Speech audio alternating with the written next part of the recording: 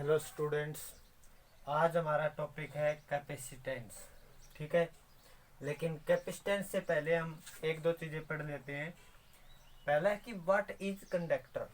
तो कंडक्टर क्या होता है, आपने पढ़े होंगे conductor insulator. Conductor is a substance which conduct electrical charge from one point two another point. ठीक है, कंडक्टर क्या होता है, कोई भी सब्सटेंस जो चार्ज को एक पॉइंट से दूसरे पॉइंट पर लेकर जाता है, जैसे aluminium wire, iron wire, silver wire, ये सारे क्या हैं, कंडक्टर हैं। कंडक्टर में होते हैं free charge carrier, free charge carriers, और ये होते हैं इलेक्ट्रॉन्स। जो वैलेंस इलेक्ट्रॉन होते हैं हमारे, उन्हीं को हम सॉलिड कंडक्टर की बात करें, solid metal conductor, solid metal conductors, हम इसी के ऊपर ज़्यादा फोकस करने वाले हैं कि जो कंडक्टर होते हैं वो चार्ज को एक जगह से दूसरी जगह लेकर जाते हैं, या फिर जो अपने अंदर से चार्ज को पास होने देते हैं उनको बोलते हैं हम कंडक्टर। और जैसे रबर है और वुड है, ये चार्ज को अपने अंदर से पास नहीं होने देते, तो इसको क्या बोलते हैं, हम इंसुलेटर बोलते हैं। लेकिन कंडक्टर क्या होते हैं, जो चार्ज को अपने अंदर से पास होने देते हैं एक जगह से दूसरी जगह।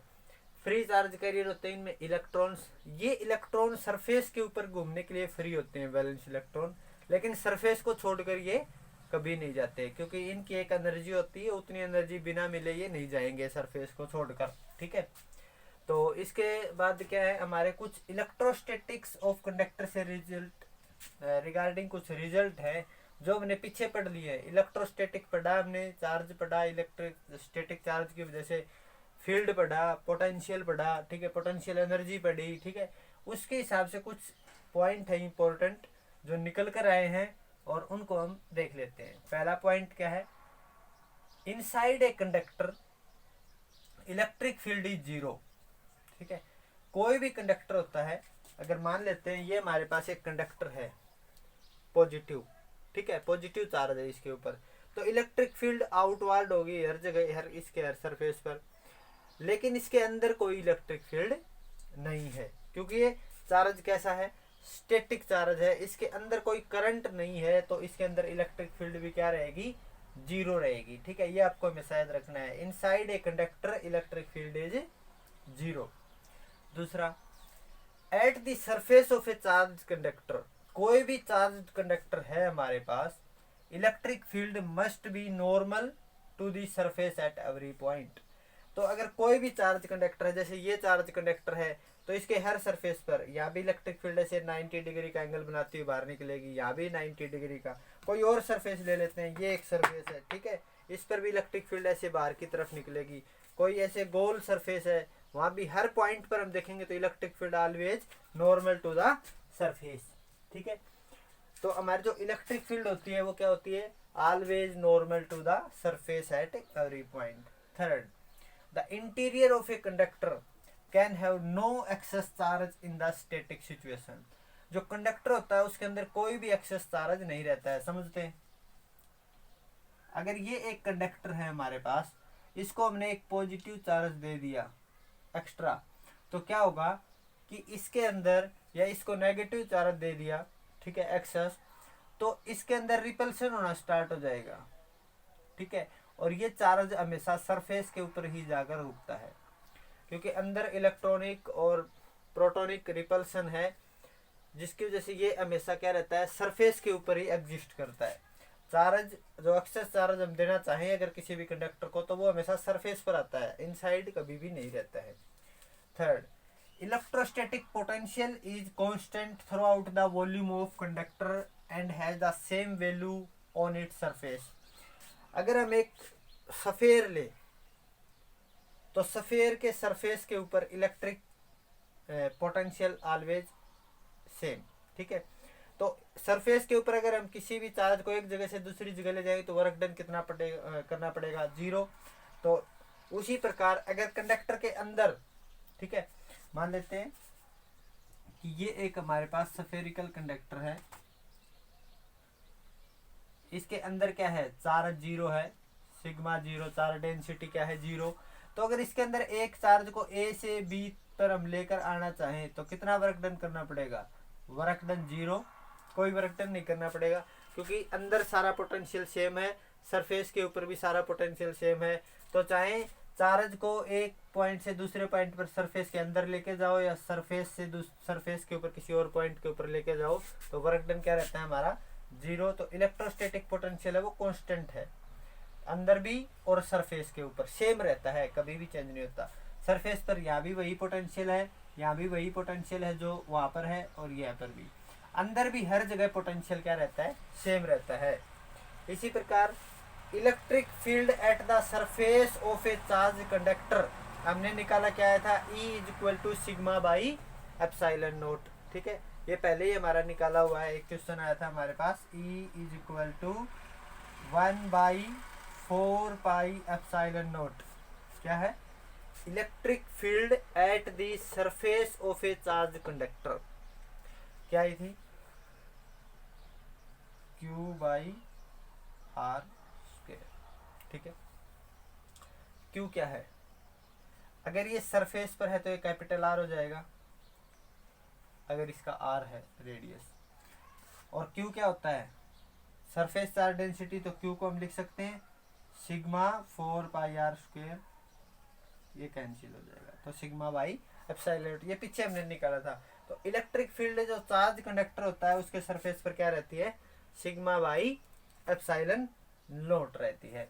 तो ये हमारे कुछ रिगार्डिंग टॉपिक हैं, आपको हमेशा याद रखना है। Inside a conductor electric field zero, at the surface of a charge conductor electric field is always normal to the surface, interior of a conductor have no excess charge, electrostatic potential inside the conductor or at the surface of a conductor is same, okay, and electric field at the surface of conductor is sigma by epsilon naught। ठीक है, ये कुछ 4-5 point है आपके, ये आपको electrostatic से उसके रिजल्ट है ये। ठीक है, जो हमारे आगे काम आएंगे जब हम कैपेसिटेंस अब पढ़ने वाले हैं। ठीक है, तो देखिए क्या होता है कैपेसिटेंस और कैपेसिटर क्या होता है।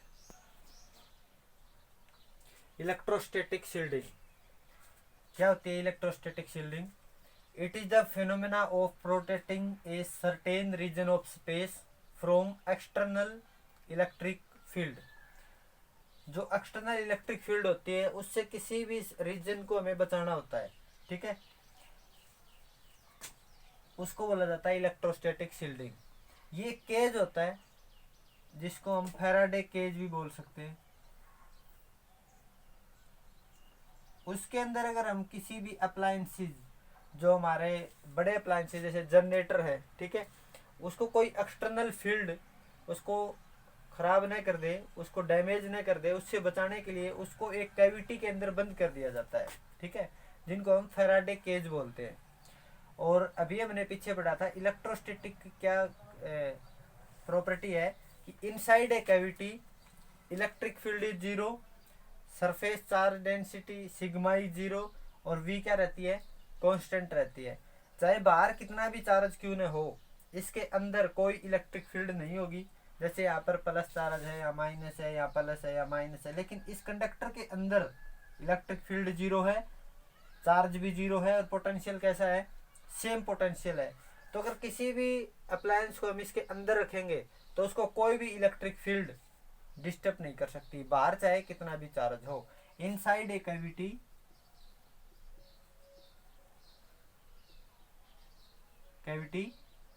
E is zero, sigma is zero. किसी भी कैविटी के अंदर जो क्लोज कंडक्टर होते हैं उनके अंदर इलेक्ट्रिक फील्ड और सरफेस चार्ज डेंसिटी, चार्ज मतलब जीरो होता है। तो उसके अंदर अगर कोई भी अप्लायंस जैसे जनरेटर है, जो भी हम जनरेटर लगाते हैं जिस भी चबूतरे के ऊपर, उसको चारों तरफ से एक लोहे की ग्रिल से या सिल्वर की ग्रिल से या एल्यूमिनियम की ग्रिल से वो बंद कर देते हैं चारों तरफ से। क्यों बंद कर देते हैं, क्योंकि उस कैविटी के अंदर इलेक्ट्रिक फील्ड जीरो हो जाएगी। तो अगर कोई भी इलेक्ट्रिक फील्ड, जैसे आसमानी बिजली भी है, वो भी एक इलेक्ट्रिक फील्ड है, वो भी उसको डैमेज नहीं कर सकती। ठीक है, हमने कभी नहीं सुना कि बंद गाड़ी के ऊपर, जो कार है उसके ऊपर बिजली गिर गई हो, जो आसमानी बिजली ही बोलते हैं हम उसको, कभी नहीं गिरती है, खुले ऊपर ही गिरती है। क्यों नहीं गिरती है, क्योंकि inside a car there is no electric field, और जब कोई इलेक्ट्रिक फील्ड नहीं होगी तो उसको वो आसमानी बिजली अट्रैक्ट नहीं कर पाएगी। तो इलेक्ट्रोशील्डिंग क्या होती है कि किसी भी अगर अप्लायंसेज को हमें बचाना है तो उसको हम एक कैविटी के अंदर बंद करते हैं, ठीक है। गांव गांव में जो मीटर बॉक्स लगे हुए होते हैं, जो हमारा जो मीटर बॉक्स होता है बिजली के बिल जो आता है, ठीक है, उस जो मीटर बॉक्स लगे हुए उसको भी हम एक लोहे की ग्रिल उसके ऊपर लगी हुई होगी, आपने देखा होगा। वो भी किस लिए है, ताकि जो electric field extra electric field अगर लूज होती है तो वो उस मीटर बॉक्स को डैमेज न कर सके। ये क्या होता है, इलेक्ट्रोस्टैटिक शील्डिंग होता है। व्हाट इज कैपेसिटेंस और capacitor. What is capacitor? Capacitor is a system of two conductors. Capacitor क्या होता है, एक सिस्टम होता है टू कंडक्टर्स का, separated by an insulating medium. वो इंसुलेटिंग मीडियम एयर या कुछ और भी हो सकता है, which stores large amount of electric charge. तो कैपेसिटर हम क्यों इस्तेमाल करते हैं कि large amount of electric charge को स्मॉल रीजन में स्टोर करने के लिए हम कैपेसिटर का इस्तेमाल करते हैं। तो इसमें दो कंडक्टर होते हैं कैपेसिटर में, सिंगल कंडक्टर का कैपेसिटर नहीं होता है। बट एक चीज और है, even we can use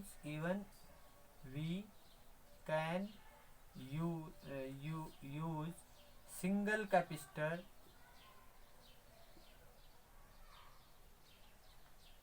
imagine, ये थोड़ा गलत लिख दिया है हमने, वी कैन कंस्ट्रक्ट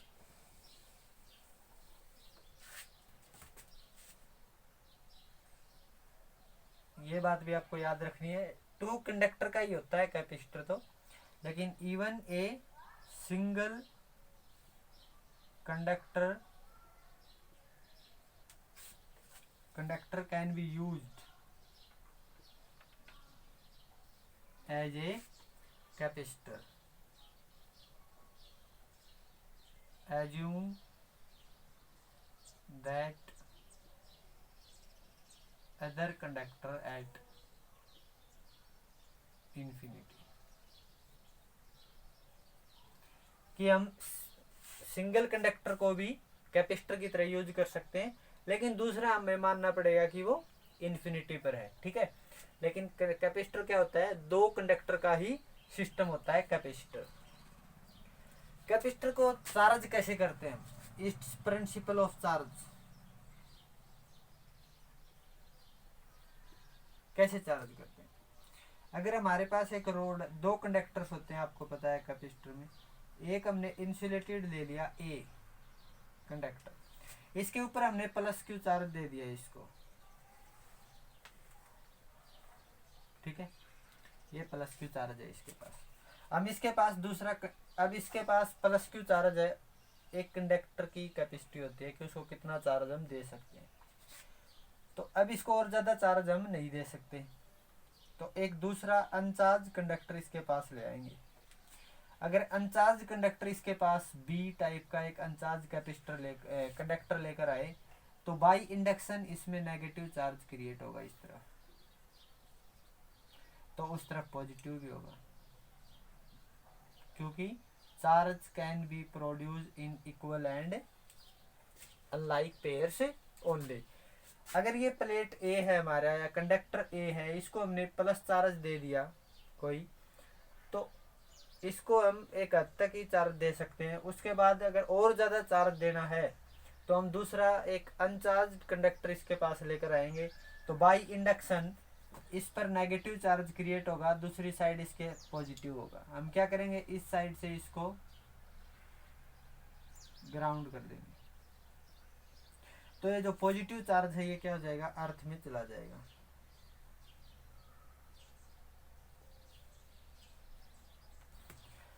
ये नेगेटिव चार्ज क्या कर रहा है, इसको पॉजिटिव को न्यूट्रलाइज करने की कोशिश करता है, और जितना इसको न्यूट्रलाइज करेगा हम इसको और ज़्यादा चार्ज दे सकते हैं। तो इस प्रकार हम एक प्लेट को चार्ज देते हैं कैपेसिटर के अंदर, और दूसरी प्लेट के ऊपर अपने आप उतना ही negative charge by induction appears होता है। तो ये फर्स्ट कंडक्टर हमारा, ये सेकंड कंडक्टर है। तो पहले कंडक्टर को हम कुछ पॉजिटिव चार्ज देते हैं, दूसरे के due to induction negative charge आता है। टोटल चार्ज अगर इसको हमने प्लस क्यू दिया तो इसके ऊपर माइनस क्यू बाई इंडक्शन आ जाता है। तो total charge on a capacitor, total charge on capacitor is zero. Total charge क्या होता है कैपेसिटर पर, जीरो होता है। और जो सेकंड प्लेट होता है उसको हम अर्थिंग करते हैं इसके अंदर, कंडक्टर के अंदर, कैपेसिटर के अंदर, ठीक है। तो ये इसका प्रिंसिपल है। अब हम इसको कितना चार्ज दे सकते हैं ये डिपेंड करता है capacitance. Capacitor is a device, capacitor क्या होती है, एक डिवाइस होती है। और कैपेसिटेंस क्या होता है, capacitance is a property of capacitor या कैरेक्टरिस्टिक। दोनों ही बातों में फर्क है कि कैपेसिटर तो एक डिवाइस होती है जिसमें इन दोनों के बीच में कुछ एयर हो सकता है हमारा, ठीक है, या वैक्यूम हो सकता है, ठीक है। Dielectric medium, insulating medium होता है, एयर या वैक्यूम या कुछ और हो सकता है, ठीक है। कैपेसिटर एक डिवाइस होती है और कैपेसिटेंस उस कैपेसिटर, उस डिवाइस की प्रॉपर्टी होती है। कैपेसिटेंस हमें बताता है हम इसको कितना चार्ज दे सकते हैं, 1 कोलम, 2 कोलम, 3 कोलम, 5 कोलम, कितना चार्ज हम इसको दे सकते हैं। तो अब देखते हैं हम कैपेसिटेंस कितना होगा, क्या फार्मूला है कैपेसिटेंस।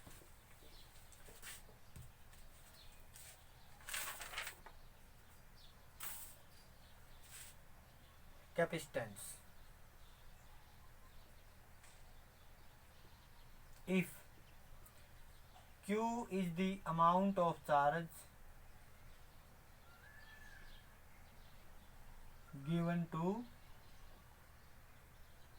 capacitor, अगर हमने Q अमाउंट चार्ज दिया, V is the increase in potential,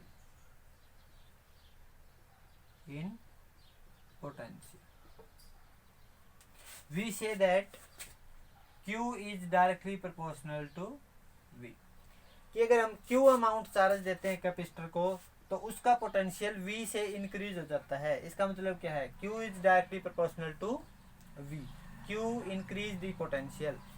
तो डायरेक्टली का साइन अगर हम हटाएंगे तो ये हो जाएगा C into V। What is this C? This C is known as capacity, capacity और कैपेसिटेंस। तो इसका फार्मूला क्या बन जाएगा हमारा, C is equal to Q by V, ठीक है। इसकी यूनिट क्या हो जाएगी, ऐसा यूनिट कोलम, चार्ज क्या होता है कोलम पर वोल्ट, ठीक है। और इसके बारे में फैराडे ने बताया था तो इसकी यूनिट फैराड भी होती है, ठीक है। ऐसा यूनिट फैराड या फिर कोलम पर वोल्ट भी होती है इसकी unit. Here we see that Q is directly proportional to potential difference V, then C, ये C क्या है, C does not depend on Q and V, ठीक है। C कैपेसिटेंस कभी भी चार्ज और पोटेंशियल के ऊपर डिपेंड नहीं करता है, तो किस पर करते हैं, C depends on size, shape and separation between two conductors. और दूसरा intervening medium and intervening medium,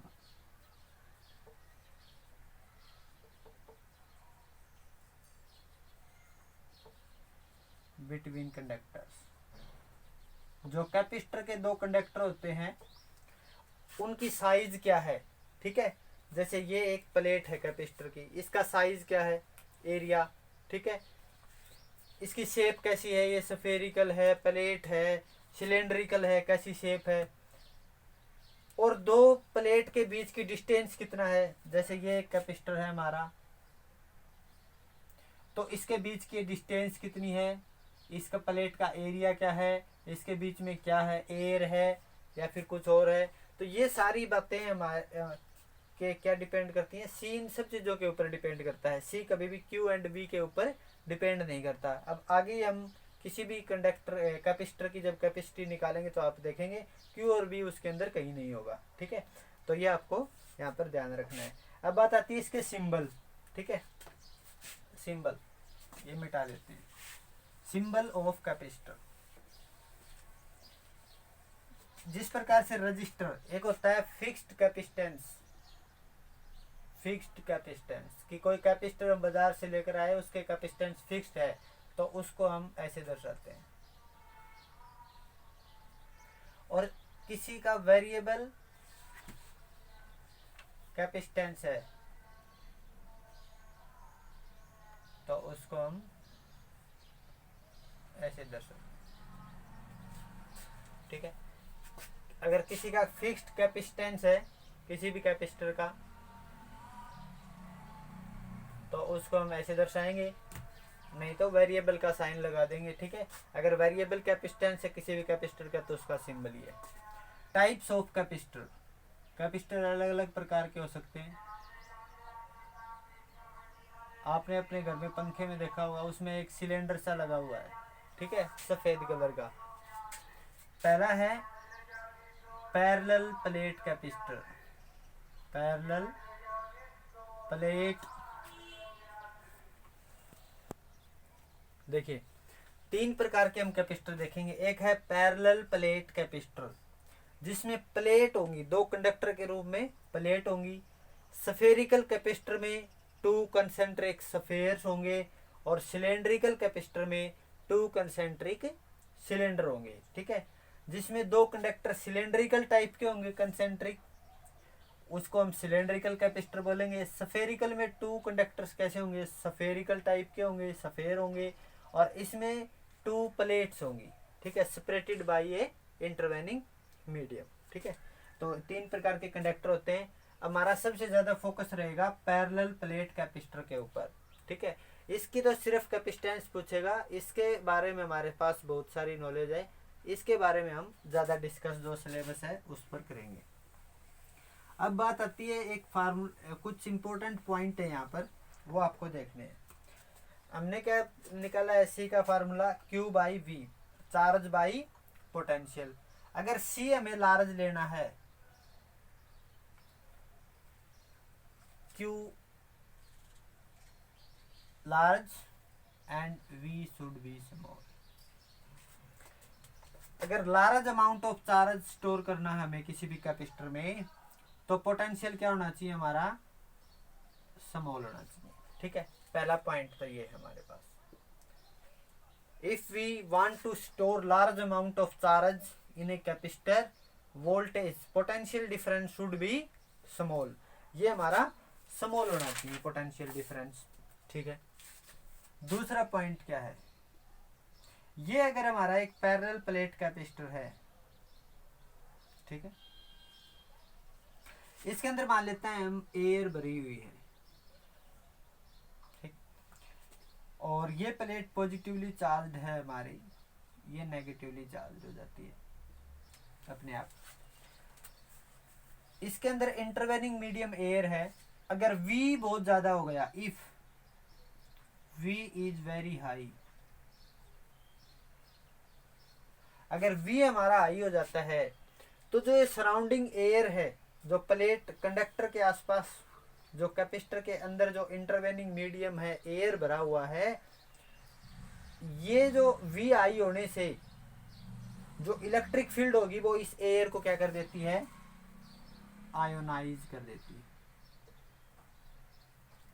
ठीक है, और जैसे ही एयर आयोनाइज होती है, if V is large it produce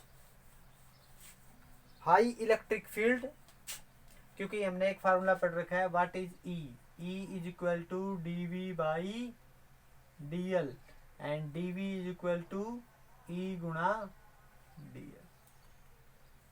ठीक है, यहाँ से देखिए, अगर ये ज्यादा होगा dV पोटेंशियल डिफरेंस, क्योंकि V इज आई तो इलेक्ट्रिक फील्ड भी क्या होता है, आई होता है। जब इलेक्ट्रिक फील्ड हाई होता है तो ये एयर क्या हो जाती है, आयोनाइज हो जाती है, एयर गेट्स आयोनाइज। और ये आयोनाइज एयर क्या करती है, आयंस बन जाएंगे यहाँ, जैसे नेगेटिवली चार्ज बन गया तो ये, और इधर पॉजिटिवली चार्ज बन गए, तो ये जो नेगेटिवली चार्ज आयंस बनेंगे इधर, ये क्या करेंगे, इस प्लेट के चार्ज को न्यूट्रलाइज करना स्टार्ट कर देंगे। क्यों न्यूट्रलाइज करना स्टार्ट कर दिया, क्योंकि जो एयर है या जो वैक्यूम है, जो या इंटरवेनिंग मीडियम है, ये एयर नहीं कुछ और भी हो सकता है, उसको भी आयनाइज कर सकती है अगर air potential is very high. तो जो आयनाइज होने की वजह से प्लेट का जो चार्ज था उसको क्या करता है, न्यूट्रलाइज कर देता है। ठीक है, इसका मतलब intervening medium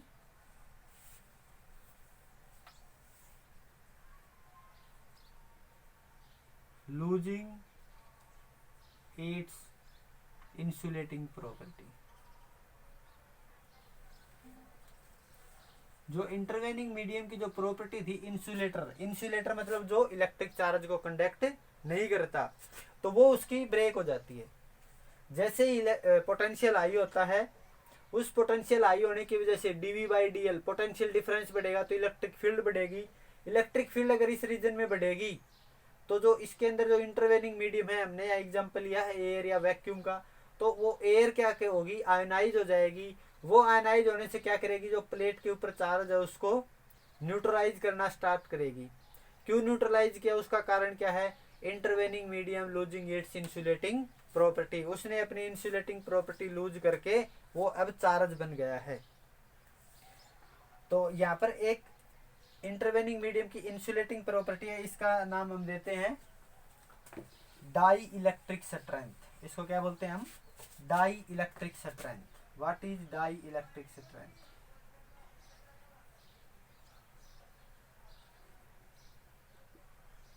die electric strength क्या होती है हमारी, वो होती है the maximum electric field,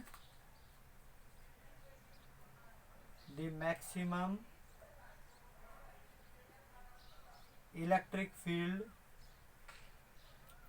that a dielectric medium can withstand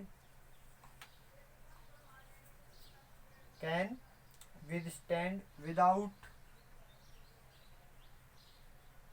breaking its insulating property। कि जो डाइइलेक्ट्रिक मीडियम डाला हमने, उसकी इंसुलेटिंग प्रॉपर्टी न टूटे, उसको स्ट्रेंथ बोलते हैं।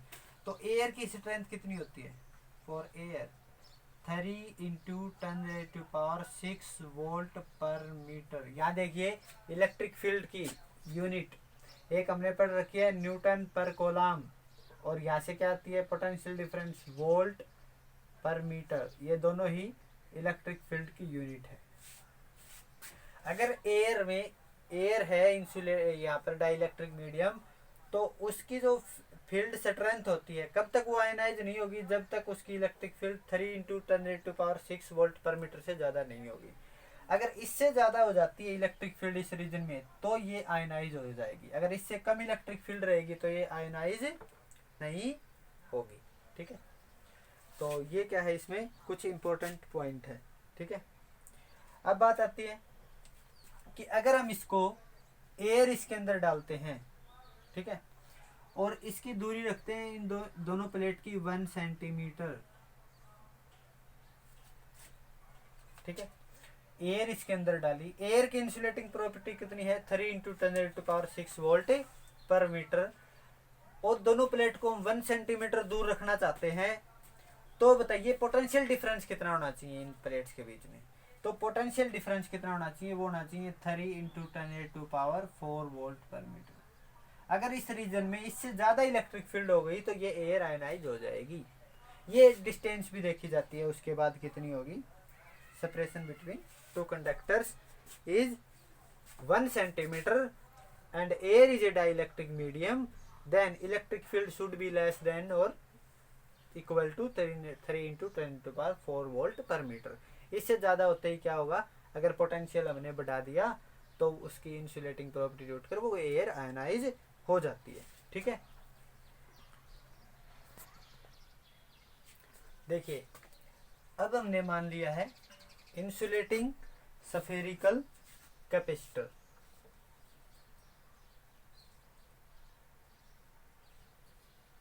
Isolated spherical capacitor. आइसोलेटेड का क्या है कि सिंगल कंडक्टर है और दूसरे को कहाँ मान लिया, इन्फिनिटी के ऊपर है। कैसा कंडक्टर लिया, spherical. Consider an isolated spherical conductor of radius R. ये स्फेरिकल कंडक्टर लिया, उसका रेडियस आर है। The charge Q is uniformly distributed over its entire surface. ठीक है, पूरे सरफेस के ऊपर क्या है कि चार्ज है वो सेपरेटेड है। हम मानकर चलते हैं it can be assume to be concentrated at centre of sphere. ये चार्ज इसके सेंटर पर ही है। ठीक है, बाय डेफिनेशन क्या होगा, पोटेंशियल क्या होगी इसके सरफेस पर, v एट सरफेस। v आप सबको पता है 1/4 पाई एप्सिलॉन नॉट r, और चार्ज क्या है। अगर मैं मानकर चलूं कि ये चार्ज क्यू यहाँ पर ही है, कंसंट्रेटेड है, सारा सेपरेटेड नहीं है सरफेस के ऊपर, यहाँ कंसंट्रेटेड है एक ही जगह पर, तो इससे आर डिस्टेंस पर पोटेंशियल क्या होगा, Q/4 पाई एप्सिलॉन नॉट r। ठीक है, इसका हमें कैपेसिटेंस निकालना है। बाय डेफिनेशन C क्या होता है, charge upon potential.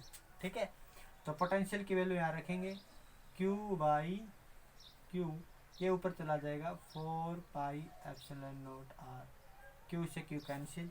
C at a spherical conductor 4 pi epsilon naught r, यहाँ से हमारा क्या है, C directly proportional to r। देखिए यहाँ कहीं आया चार्ज Q, यहाँ कहीं आया पोटेंशियल V, नहीं आया।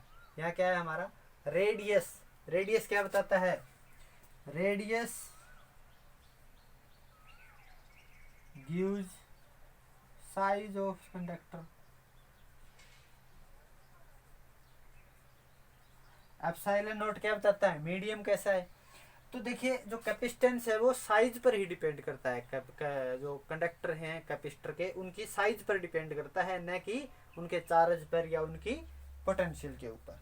ठीक है, अगर मैं अर्थ की कैपेसिटेंस निकालना चाहूँ कितनी है, एग्जाम्पल क्या है हमारा, अगर अर्थ का रेडियस कितना है, radius of earth 6.4 into 10⁻⁶ metre, यहाँ रख दीजिए। ये c किसके बराबर हो जाएगा, देखो 4 पाई एप्सिलॉन नॉट, आप सबको पता है k किसके बराबर होता है, 1/4 pi epsilon naught, and this is equal to 9 into 10⁻⁹ value होती है इसकी।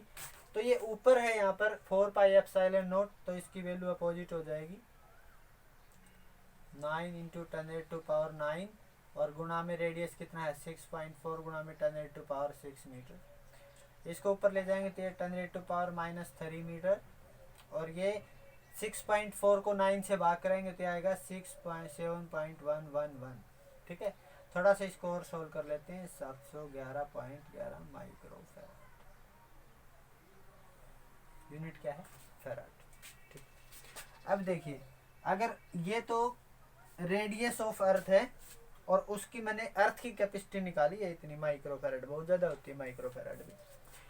अगर मैं एक कैपेसिटर बनाना चाहता हूँ जिसका C कितना हो 1 फैराड, एक फैराड का मैं एक कैपेसिटर बनाना चाहता हूँ, तो बताइए उसका रेडियस कितना होगा, निकाल लीजिए यहाँ से। Then radius is equal to C/4 pi epsilon naught, तो उसका रेडियस C क्या है 1 फैराड बनाना चाहता हूँ, अपॉन 4 पाई एप्सिलॉन नॉट की वैल्यू कितनी हो जाएगी, गुणा में 9 इंटू 10⁻⁹, और ये सारा वैल्यू कितना हो जाएगा मेरा 9 इंटू 10⁻⁹ मीटर। इतना रेडियस, अगर इसको किलोमीटर में बदलें तो ये जाता है 9 इंटू 10⁻⁶ किलोमीटर। इतना बड़ा रेडियस का मैं एक स्फीयर बनाऊंगा तब जाके उसकी कैपेसिटी 1 फैराड होगी। It is not possible.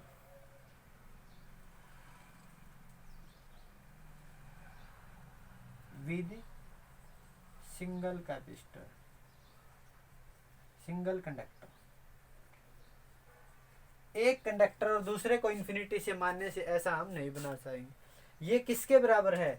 इसका radius 1500 times of radius of अर्थ के है। जो रेडियस ऑफ अर्थ है उससे 1500 गुना ज्यादा। इतना बड़ा कंडक्टर हम कैसे बना पाएंगे? So farad is a very big unit. यहां से हमें क्या पता चला है? Farad is a very big unit. Hence जो हम घर में जो इस्तेमाल करते हैं, जो कैपेसिटर हमारे पंखे में लगा होता है, मोटर में लगा होता है, उनके जो आप दुकान से कहीं से भी लेकर आएंगे, छोटा सा सिलेंड्रिकल वाइट सिलेंडर मिलेगा आपको एक। आप अगर आप जाकर कैपेसिटर या कंडेंसर बोलेंगे, ठीक है, कैपेसिटर को हम कई जगह कंडेंसर भी बोलते हैं। कैपेसिटर को क्या बोलते हैं? कंडेंसर। तो कंडेंसर या कैपेसिटर बोलेंगे तो आपको एक वो वाइट छोटा सा एक सिलेंडर देता है और उसकी यूनिट होती है माइक्रोफेराड, जिसका मतलब होता है 10⁻⁻⁻6 फेराड। 1 माइक्रोफेराड का 10⁻⁻6 फेराड। या उसकी जो कैपेसिटी होती है वो नैनो फेराड होती है, जिसका मतलब होता है 10⁻9 फेराड। और या फिर वो पिको फेराड में होगा आपका, और उसकी यूनिट होती है 10⁻⁻12 फेराड। जो हम घर में इस्तेमाल करते हैं उनकी कैपेसिटी इतनी होती है। किसी की मिलेगी आपको 1.5 माइक्रोफेराड, किसी की मिलेगी 0.5 माइक्रोफेराड, किसी की मिलेगी 2.5 इंटू 2.5 पिकोफेराड। तो इस प्रकार की उसकी कैपेसिटी मिलती है आपको, कभी भी फेराड में नहीं मिलेगी। Farad is very big unit, so we use at home appliances is microfarad, nanofarad, picofarad unit. ठीक है, आज हमने एक सिंगल आइसोलेटेड स्फेरिकल कैपेसिटर की कैपेसिटी निकाली। कितनी होती है? 4πε0 r सीधा। आपको दो ही चीजें निकालनी होती हैं, एक तो पोटेंशियल कंडक्टर पर कितना है, फार्मूला आपको पता है Q/V। दूसरा चार्ज आपको दिया हुआ मिलेगा, आपको यहाँ V की वैल्यू रखनी है, इस कैपेसिटी आ जाएगी, कैपेसिटी या कैपेसिटेंस। नेक्स्ट हम पैरेलल प्लेट, स्फेरिकल कैपेसिटर और सिलेंड्रिकल कैपेसिटर की कैपेसिटेंस निकालेंगे। ठीक है।